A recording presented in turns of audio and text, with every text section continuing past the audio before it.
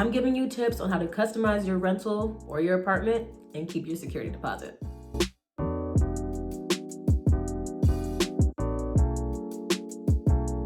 Hey YouTube, it's me Faye and welcome to my channel.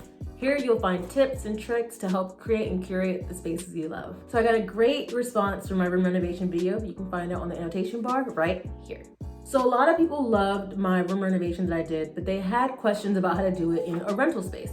The good thing is you can find great ways of renovating and giving your space a nice makeover while still getting your security deposit back and not breaking your budget. So this video, I'm gonna give you tips and tricks on how to do just that. Tip number 1, check your lease. Check in with your landlord and check your lease to make sure that you have certain guidelines for changing your space. Not everybody reads their lease when they first get their apartment. The good thing is there are clauses in there. You can paint as long as you paint it back to the original color, and your landlord will have that information. Also in leases, they have information about what size holes you can put in your wall.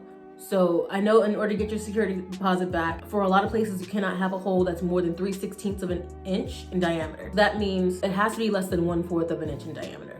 So that's already pretty small. But the good thing is with 3/16 of an inch, you can get your basic shelving up. You can do that with closets if you decide to go that route.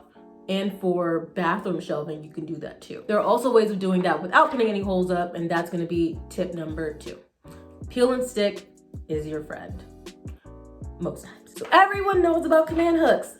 Command hooks are my best friend most of the time.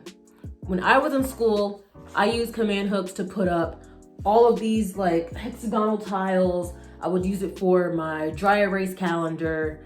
All of my roommates would know anything peel and stick, command strips, command hooks were my best friend.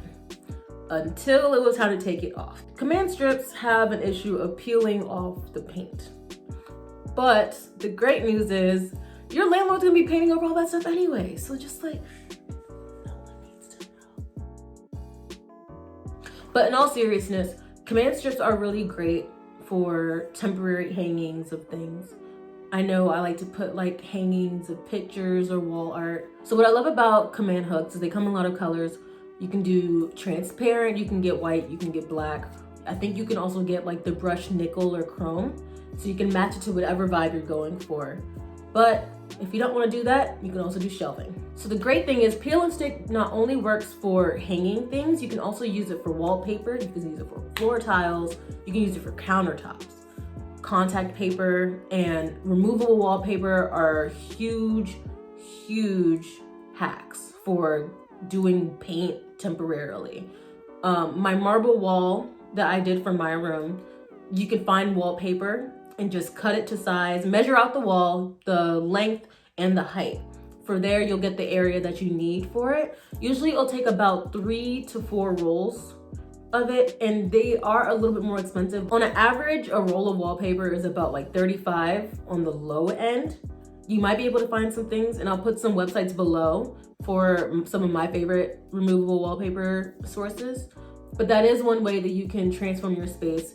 Like I said before, floor tile is another thing. They have a lot of peel and stick vinyl that works really well for bathrooms. Wood, they have peel and stick vinyl that you can put on your bathroom floor, your bedroom floor, and your kitchen tile if you want to. I would say if you're staying in a rental longer than a year, I would say this would be a nice thing to use to spruce up your floor.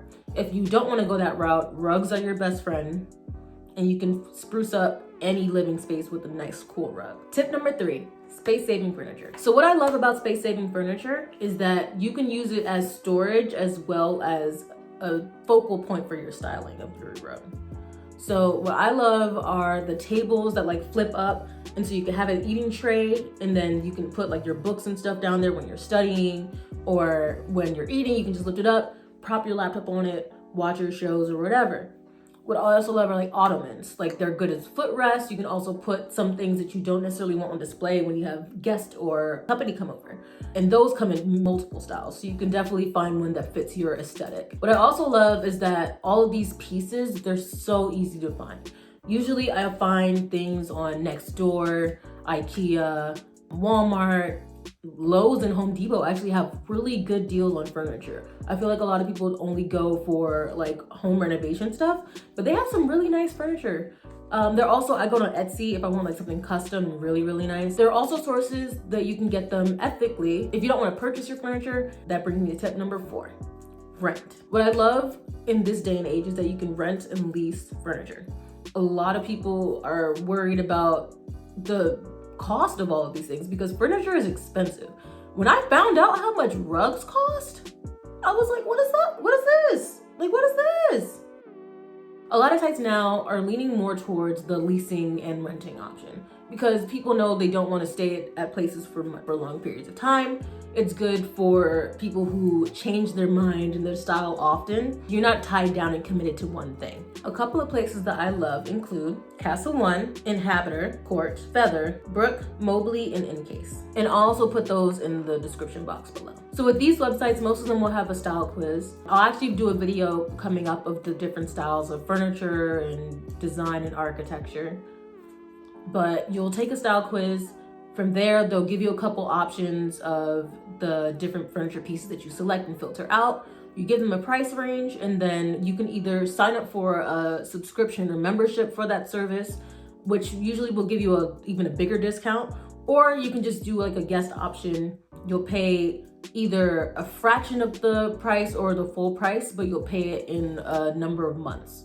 And some do charge interest, most don't, but like I said, I'll put those links down below so you guys can check those out. Okay, and those are the 4 tips that I have for you today. Ooh, bonus tip.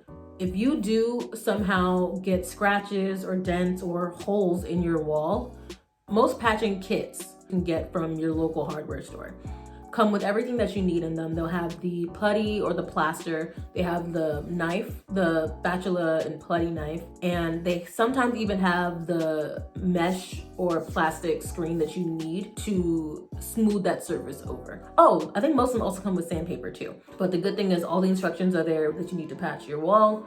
And as long as your walls are white and you paint them over with white, your landlord won't know the difference. But you didn't hear that.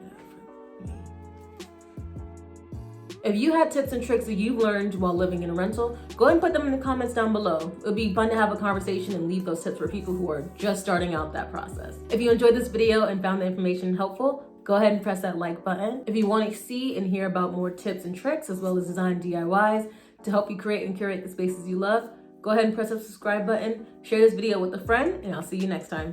Bye. I can't even speak today. I don't understand whenever I decide to film. Pink! You weren't even in the shot. You can't win. I really tried preparing and it just did not work. But it's okay. We're gonna get through this video. Okay, I'm done. Bye.